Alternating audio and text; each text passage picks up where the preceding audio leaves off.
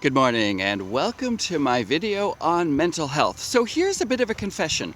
Last night, I sat down to make a video on mental health and I went over and over and over and it was not working and it was not working and it was not working.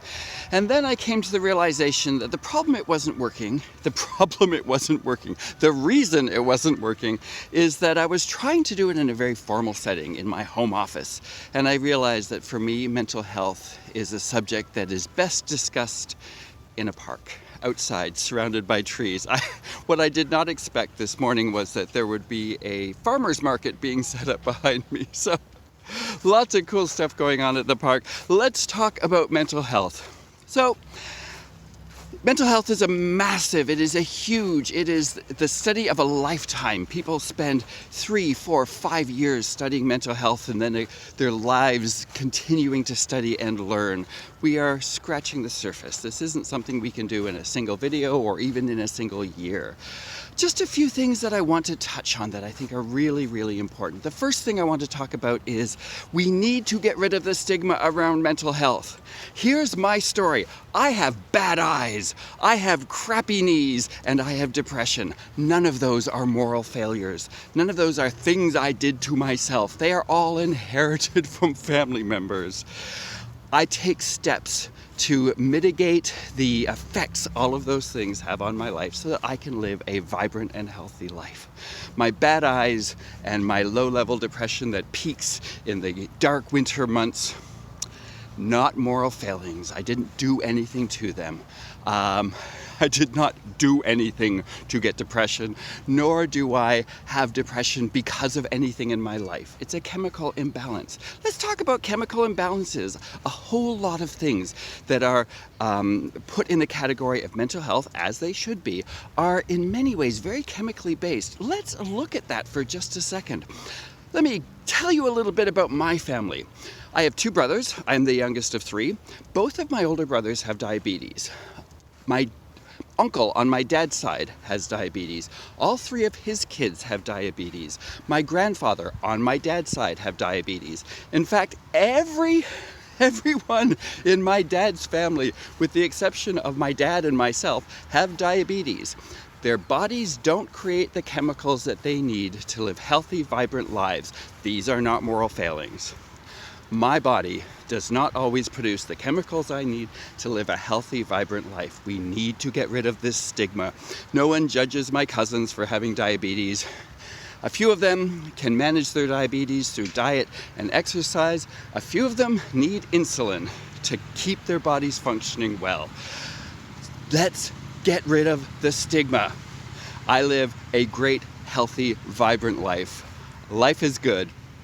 And part of my life being good was a realization and a diagnosis of low-grade depression that I deal with. That I do certain things that change over the course of the year when things get a little darker, when the weather gets a little darker, there's a little less sun in the world. I need to do a few other things. Depression, mental illness, we got to get rid of these stigmas. They are not moral failings. They are not scary things. The one thing I do know, and I'm not an expert, the one thing I do know is that mental health thrives in silence. So we've got to get rid of the stigma and we've got to start talking about these things. If you're struggling, get some help. Talk to people you trust. Talk to me. I promise I won't try to fix you as someone who suffers from depression, or I don't like the word suffer. As someone who lives with depression, I will tell you that when someone tries to fix me, they just irritate me. I won't try to fix you. I will sit with you as you talk to me, and then we will talk about resources and what you can do to make your life better, because life gets better. That's a promise. And you can get empowered to live a vibrant life. You really can.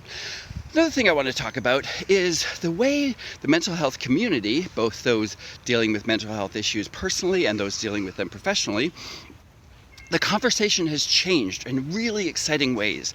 Let's compare this also to the physical world, right? More traditional physical medicine. Once upon a time, when I was a kid, doctors, you only ever went to a medical professional if you were sick or hurt or wounded or injured, and all of that is still valid. Same thing with our mental or emotional state. If you are hurt, if you are wounded, if you're in trouble, go and get help.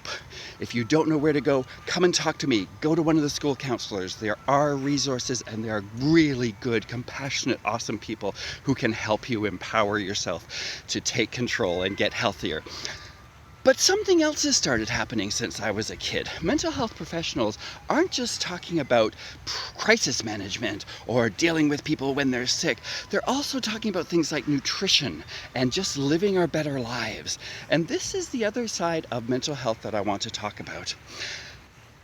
Living a better life is the goal, not just avoidance of illness.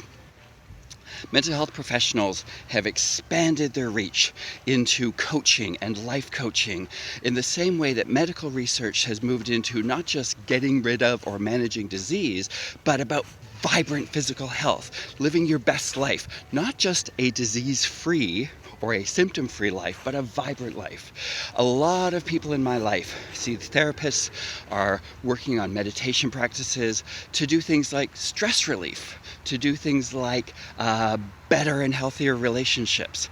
So 2 prongs here. One is, if you're suffering, get some help. There is no shame in that any more than there is shame in my bad eyesight. It's just one of the things in my life. Welcome to my humanity. I am flawed. If you're struggling, get some help. If you're not struggling, if life is okay, if life is fine, if you're good, awesome, that's great. What about making your life brilliant? Mental health has expanded out. We have pushed into things like mentioned earlier, stress management, better relationships, calmer, more focused. All of these things are mental health issues. So it's not just about crisis management. Mental health has also become about living our best and most vibrant lives, getting better sleep. Let's talk about better sleep. One last thing I want to talk about before I'm going to wrap this up, and that is the mind-body link. Now, I want to approach this very carefully. I am not going to suggest for a second that every mental or emotional issue is physically based, any more than I'm going to suggest that every physical issue is mentally based, right? Yesterday I was out on a walk, I went over and I turned my ankle, it was a little bit sore. That was not a mental issue. Injuries are not mentally based, right? There are things that are based in our bodies and there are things that are based in our psyches. What I am going to suggest is that the link between our minds and our bodies is stronger than most of us think, stronger than most of us realize. If we are maintaining our bodies in a healthy place, if we are eating as well as we can, if we are getting proper sleep, if we are getting a bit of exercise, that will help everything. Our mental state and our physical states are linked. So take control of your lives. I'm not here to tell you how to live your life. I am here to encourage you to live your best life. Your mental and physical health will be your mental and emotional health will improve if your physical health improves. In the same way, I think your physical health will improve when your mental and emotional health improve. We're all connected. We don't have our bodies over here and our emotions over here and our mental state over here. We are connected. Take care of yourself. Life is a marathon. It's a wonderful marathon and a brilliant journey. Make sure that you are healthy and well equipped to take that journey. And when you run into problems, there is no shame in getting help. I wish you good health. I wish you vibrant lives. And let's talk about all of the things that our culture often tells us we shouldn't talk about. Those are the very things we should talk about. Mental health matters, and it thrives in silence. You are not alone.